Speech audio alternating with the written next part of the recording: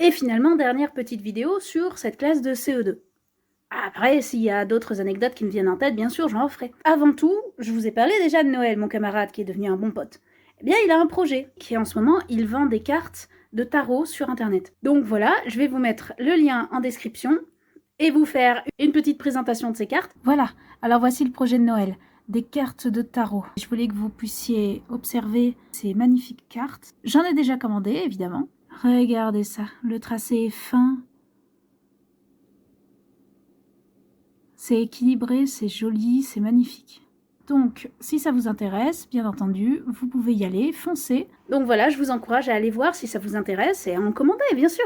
Toujours est-il que cette anecdote m'avait quand même vachement marqué. Notre classe a sport.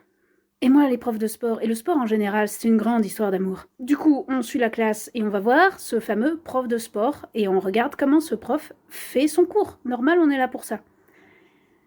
Cet homme est immense. Une baraque, il est grand.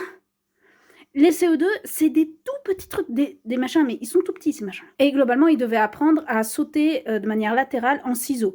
Alors, rien que là, déjà, avec mon pote Noël, on se regardait en mode « T'as déjà fait ça, toi ?» Non. Et toi ? Non plus. Si on l'a fait, on l'a oublié. Placard, c'est fini. Je suis incapable de faire ça, c'est pas possible. Donc, le cours se passe, et les élèves, bien sûr, avaient déjà fait ça. C'était la dernière séance d'une séquence qui avait duré un certain temps. Ils avaient regardé quelles étaient leurs jambes appui principales, ils avaient regardé s'ils étaient gauchers, droitiers, enfin bref. Ils avaient fait tout ça, ils savaient faire normalement. Donc, le professeur s'installe et demande aux élèves de passer et de sauter un par un en ciseaux, comme ils l'ont appris. Et là, il y a deux petites filles qui, l'une après l'autre, passent et qui ratent complètement. Elles s'en mêlent les pinceaux, elles lancent pas la bonne jambe en premier, c'est n'importe quoi. J'ai jamais vu un prof péter un câble à ce point-là. Il s'est mis à hurler, à leur dire « Ouais, on a déjà vu ça et tout. » Mais la scène était lunaire parce que un grand baraque comme ça, face à deux toutes petites tâches qui comprenaient pas où elles devaient regarder. C'était « Regardez-moi, baisse les yeux !» Ça n'avait aucun sens. Et les deux petites étaient complètement tétanisées. De trouille.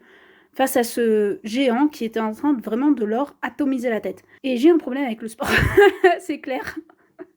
Normalement, à l'école, en tout du moins, c'est ce qu'on nous apprend. En tout cas, c'est ce qu'on m'a appris. C'est que le sport est censé, déjà, donner envie à l'élève d'en faire toute sa vie. Premièrement. Justement pour pouvoir prendre soin de soi toute sa vie et apprendre comment prendre soin de soi, en gros. Sauf que, c'est quoi ce matrixage ? Je comprends pas. Avoir autant besoin que les élèves réussissent à être parfaits en sport, je comprends pas le bail.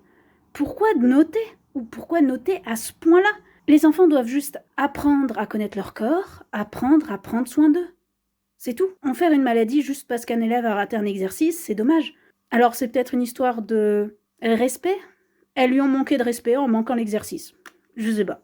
Je comprends pas ce genre de manque de respect. C'est pas parce que l'élève rate quelque chose, pas parce que il te regarde dans les yeux ou pas que l'élève te manque forcément de respect. Donc bon, voilà, c'est chacun son truc, vous pourrez en débattre. On pourra en discuter, ça peut être intéressant, effectivement. Voilà, c'était mes petites anecdotes. Et j'ai toujours eu peur des profs de sport.